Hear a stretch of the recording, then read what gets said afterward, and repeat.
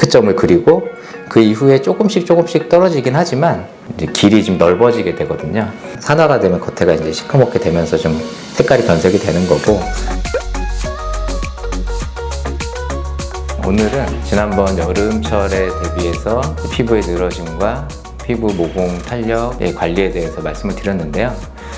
이어서 이제 모공에 대해서 좀 더 자세하게 모공을 유지하고 관리하고 작게 유지하는 어떤 생활 습관 등에 대해서 전반적으로 좀 다뤄보고요. 크기를 좀 줄여줄 수 있는 시술들에 대해서도 좀 알아보는 시간을 가지려고 합니다. 다들 알고 계실 수도 있고 잘 모르시는 분들도 많더라고요. 근데 이제 모공은 털구멍이죠. 보통 초등학생들 때까지는 모공이 잘 보이지 않죠. 이제 그러다가 사춘기에 접어들면 이 털 구멍에 털을 세우는 그 주변에 피지선이 분포하게 되는데, 이 피지선에서 피지 분비량이 증가하면서 이제 길이 좀 넓어지게 되거든요. 그 좁은 상태에서 원래 시작을 했다가 피지가 많이 나오다 보니까 구멍은 좁은데 기름은 많이 나와야 되고, 그럼 위에서 자꾸 막히게 되고, 그러면서 여드름도 발생을 하고, 그런 과정을 겪으면서 이제 모공이 좀 확장을 하게 되죠. 피지의 분비량은 대개 10대, 20대 때 피크점을 그리고 그 이후에 조금씩 떨어지긴 하지만 피지가 늘지는 않거든요. 그러니까 이제 피지 분비량이 더 늘지는 않기 때문에 모공이 더 확장되지 않은 상태로 그냥 그때 굳어진 상태로 유지가 된다. 다른 여러 가지 영향에 의해서 모공이 일시적으로 늘어났다가 좀 줄어들었다가 하는 게 반복된다. 그렇게 이해를 하시면 될 것 같고요. 한번 그 피크점에서 형성된 모공이 줄어들 수 있는가?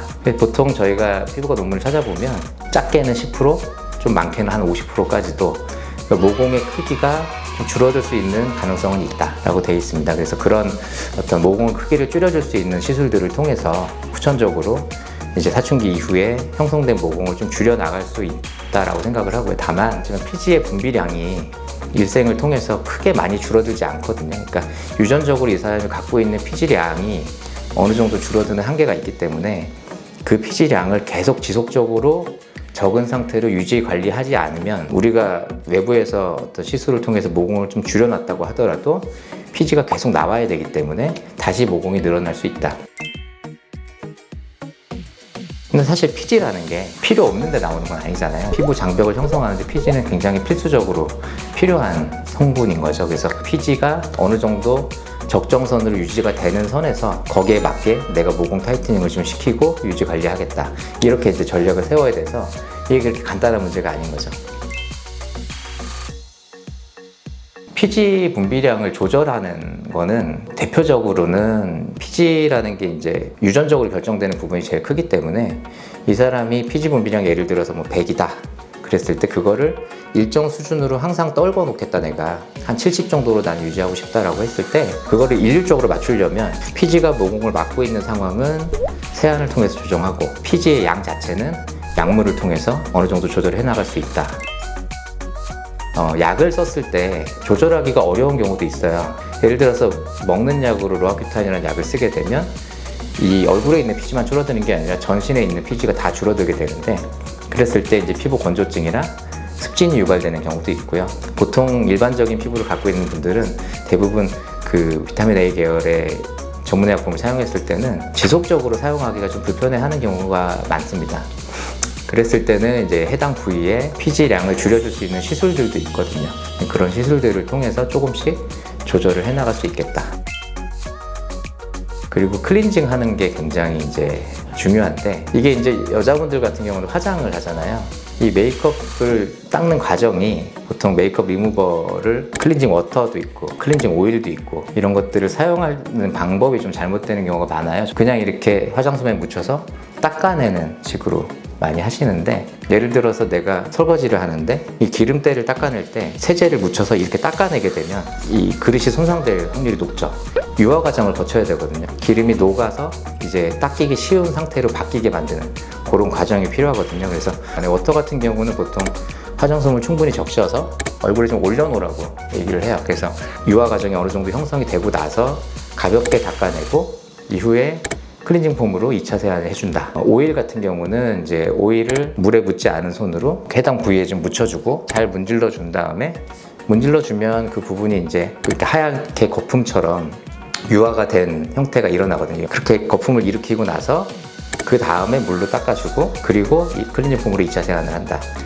또 너무 과하게 이 클렌징을 너무 깨끗하게 하려고 매일매일 아침 저녁으로 막 이렇게 했을 때는 이 과정에서 피부에 있던 정상적인 피지선의 보호막이 깨져버리면 피부의 유수분 밸런스가 맞지가 않아요. 그렇게 되면 그걸로 인해서 피부에 염증이 생길 수도 있고 피부가 좀 건조해질 수도 있거든요. 그러니까 또 문제를 발생시키지 않는 선에서, 적당한 선에서 이제 진행을 해야 되기 때문에 본인의 피부 상태에 맞는 클렌징 방식을 좀 잘 정립해 가는 게 되게 중요한 것 같아요. 나는 기름이 많고 나는 좀 염증이 많이 생기지 않는 피부인 것 같아 라고 했을 때는 하루에 한 번 정도도 적당할 것 같고요. 좀 민감성이 있거나 금방 예민해지는 것 같다 그러면 한 이틀에 한 번 어느 정도의 이중 세안을 적절하게 해주는 것은 굉장히 필요하다고 생각을 합니다. 그래서 모공의 크기를 결정하는 인자 중에 이제 털구멍이니까 얼굴에 다 이렇게 미세하게 털이 있는 거는 알고 계실 텐데요. 대부분 잘 보이지 않죠. 근데 이제 환자분들 보면 이제 눈에 좀 보일 정도로 얼굴의 앞면에 털이 좀 이렇게 두꺼워져 있는 경우도 있거든요. 보통 육안상으로 보일 정도면 털이 좀 두꺼워져 있다고 봅니다. 그런 경우에는 뭐 레이저 제모를 한다든지 또 모공이 좀 줄어드는 데 있어서 도움이 될 수 있을 걸로 보이고요. 모공이 이제 좀 좁아져 있는 상태에서 배출이 잘 안 되니까 거기에 이제 박혀 있는 거잖아요. 박힌 상태로 산화가 되면 겉에가 이제 시커멓게 되면서 좀 색깔이 변색이 되는 거고, 그거를 뽑아내게 되면 뽑아내는 과정에서 이제 물리적인 충격이 발생할 수 있고 피부 외벽 손상이 생길 수 있고, 보통 짠다라고 표현해서 이렇게 누르게 되면 내부에 음압이 생겨서 바깥쪽에 있는 세균이 안으로 들어갈 수 있거든요. 살균이 잘 안 된 상태에서 그런 과정을 하는 것 자체가 감염을 유발할 수 있기 때문에 부드럽게 만들어서 적당히 닦여 나가게끔 유도하는 과정이 좀 손이 가고 피곤할 수는 있겠지만 그런 과정을 습관화를 들이는 게 훨씬 낫겠죠.